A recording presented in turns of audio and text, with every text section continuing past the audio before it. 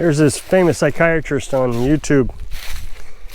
I would mention his name, but his daughter said that her and her father's channel was being suppressed. But he was talking about why people are afraid to die. He was asked this question one time, and I found his answer just dead on. I mean, he was absolutely right. Once he said it, I realized, yeah, that's it. He said that people are afraid to die because they haven't accomplished what they wanted to accomplish or think they should have accomplished in life. If you've never had children and you wanted children, then you're going to not want to die until you had children. And that made sense to me. Back in my 30s, I considered myself a prepper. I was always worried about the government coming in and well, it doesn't matter. And it was all conspiracy theories. It all was. But at that time in my life, in the 30s, I hadn't accomplished everything that I wanted to accomplish or thought I should have accomplished. I was in the middle of raising my daughter. I hadn't finished that. I was building my own business. I hadn't finished that.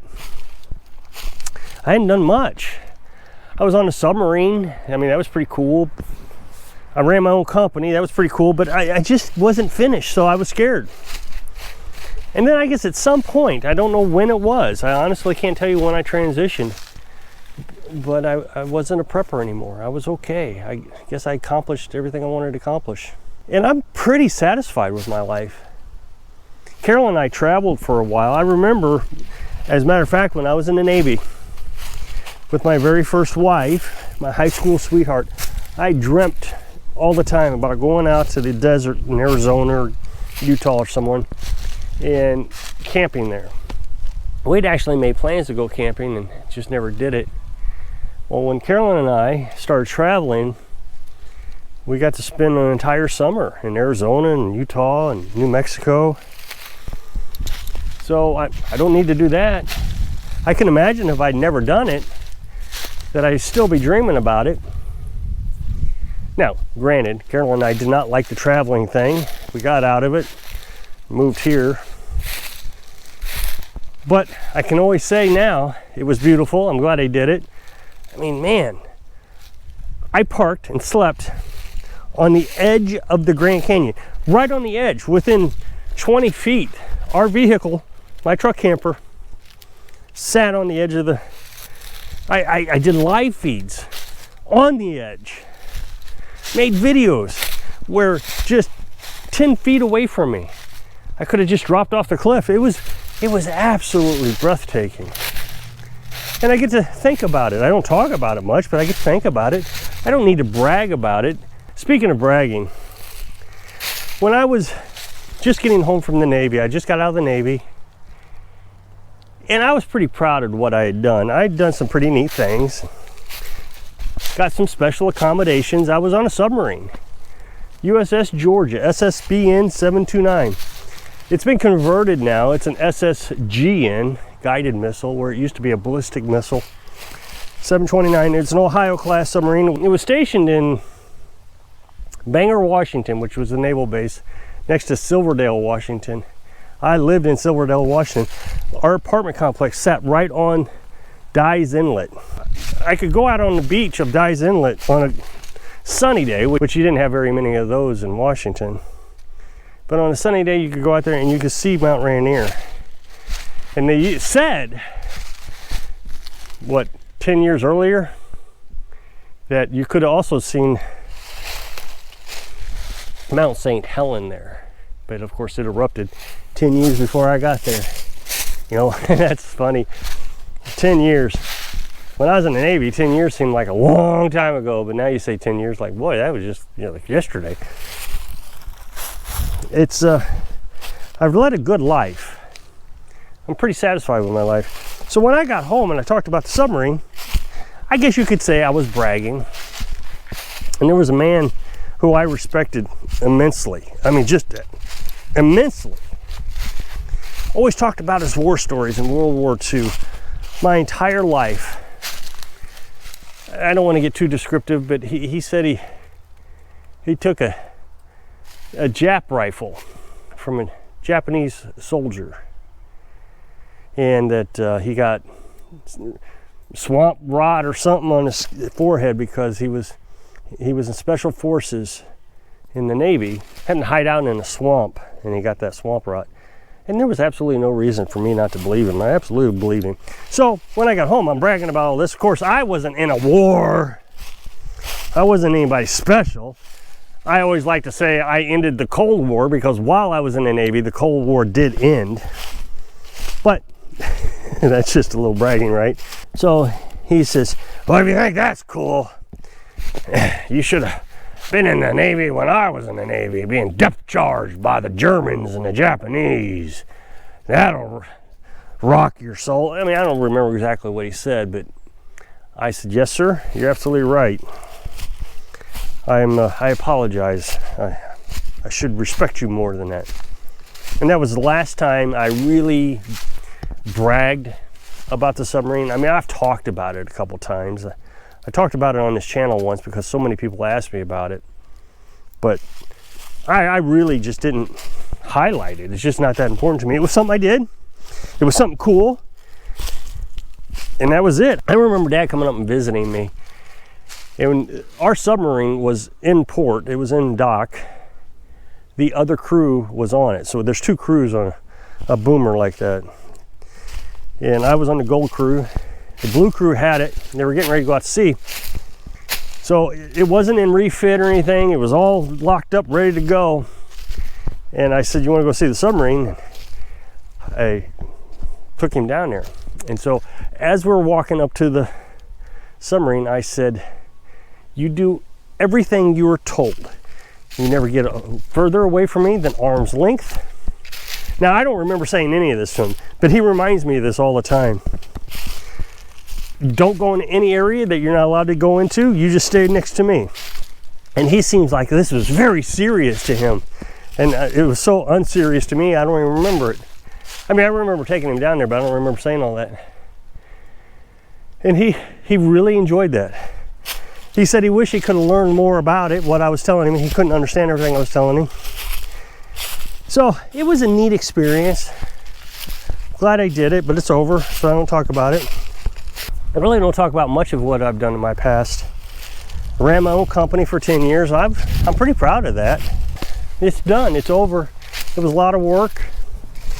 And when the work got too much for me, I decided, well, I'm gonna do something else. And I did something else. And when I got tired of that, I did something else. So I can honestly say, and I really do mean this, that I don't need to brag about anything anymore, and I am not afraid to die. It is not something that I think about anymore. It is not something I try to prevent. I try to stay healthy. And I do think there's something to say about being healthy. I like to be able to get up in the morning and have a quality of life that I can come out here in the woods and enjoy this, especially with us coming up into springtime. I mean, the grass is starting to grow. Things are starting to turn green. So I want to be able to enjoy this. I don't want to be just laid up in bed. I talk about preppers a lot on this channel. And it occurred to me today what they're doing, why they do what they do. They're fearmongers. Even when they say they're not, they are. There's no way getting around it. They absolutely are causing fear. And the only thing I can think of is they're afraid. If they're honestly telling me they don't mean to be fearmongers, they're not trying to be fearmongers, yet every time you click off your channel, that you think, should I be afraid of this? That's fearmongering. So I used to think these preppers are just trying to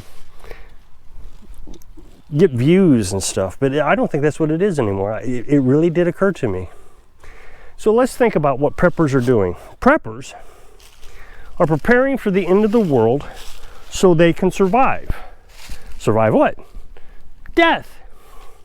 Stockpile of food. They don't want to starve to death. Stockpile of ammunition. They don't want to be killed. Stockpile of water. They're trying so hard to prevent something that's inevitable. It's going to happen. Of course, you know, Carolyn and I live off grid and everybody calls us preppers, but I'm not a prepper. If I happen to have the ability to survive in a bad time, so be it. But I'm not trying to prep. There's things that could wipe us out. Tornado hit us in the middle of the night. I got my earplugs in. I wouldn't hear it. We'd get wiped out. I mean, what are you gonna do? That's what happens. You die. You live, you die. So you live the best life you can. And do all the things that you feel like you need to do or should have done. And then you're not afraid of it. The only thing I ever worry about is making sure that Carolyn can go on if I die. That's it. And I think I've got it set up pretty good so she can do that. So I have nothing to worry about. Then I got to thinking about some of the things that they thump their chest about, these preppers. One prepper said, I was part of the CIA. What? You were part of the CIA? Why is this the first time I'm hearing about this? And so then I started thinking about this guy who I respected. And it turned out after he died, I did some research into his life. He was in the Navy for 6 months in World War II in Bremerton, Washington, and never left Washington State for the 6 months he was there. He was a corpsman, which is a respectable job. You're a medic, basically, is what you are. It's a respectable job, but it wasn't the special forces. So up to this man's death, he feared death. I remember him telling me one time that he hoped he'd live forever. He really thought he could try to live forever. Well, no, he died just like everybody else. And this was an intelligent man who believed he could live forever. It's because he didn't accomplish what he wanted to accomplish. You got to figure, World War II, all his buddies were dying and being heroic. They were saving the country. They were saving other countries. They were saving people. And he didn't do anything. It's got to be a huge regret in life. So your whole life, you're just dreaming that you wish it had done something different. And then when you can't get it done, you're just going to have to live forever. Just the way it's going to be. You're going to have to live forever. So this prepper was saying that he was in the CIA. And it instantly occurred to me, this guy is afraid to die. And since he hasn't accomplished anything in life, he's got to make up a story to make himself more relevant than what he is. He wasn't on a submarine, this prepper. He probably didn't do much, maybe in the Army, went through boot camp, was stationed at Missouri or something like that, you know, never left the States, never saw combat. And so he sees all his buddies going over to Iraq, and I'm making some assumptions here. They're saving the country. They're doing stuff. They're saving Kuwait. But he didn't get a chance to do that. So he's got a lot of regrets. He hasn't accomplished what he needed to accomplish in life. So now, since he hasn't accomplished these things, he's got to make it up. He's got to make these stories up. And then he's got to talk about how he's going to live forever. He's afraid to die. He's afraid. And so the only way to get through life is to make up stories about being in the CIA or being with the CIA and making plans to live forever. Because he can't die. He just hasn't accomplished it. So here's my suggestion to you. Get it accomplished. Okay, so let's say you were in the military and you didn't actually accomplish what you wanted to accomplish. You're not the hero. Well, I don't understand it, to be honest. I wasn't a hero. I was in the Navy. It was a pretty cool job, but I wasn't a hero. I don't know why I need to have some heroic mission to say that I still protected my country. I did my job. I was part of the process for the last 200 years. People go into the military to protect this country. And I did it. I accomplished it. And then I moved on. Then I went on to do something else. I ran my business. I wasn't forced to quit. I ran it until I didn't want to do it anymore. We traveled. I wasn't forced to quit. I traveled until I didn't want to do it anymore. So whatever it is,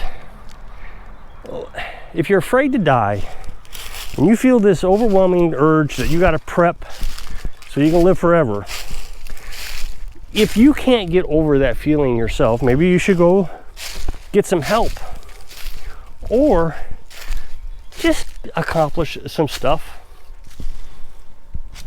Not everything has to make you look like a real man. You don't need to be a real man. You just need to be a man. So if you'll click this up next box, it'll take you to a video where I was talking about how I've paid for my solar panels 2 times over. So if I can inspire you to be a man when you're living your dreams. Thanks for watching.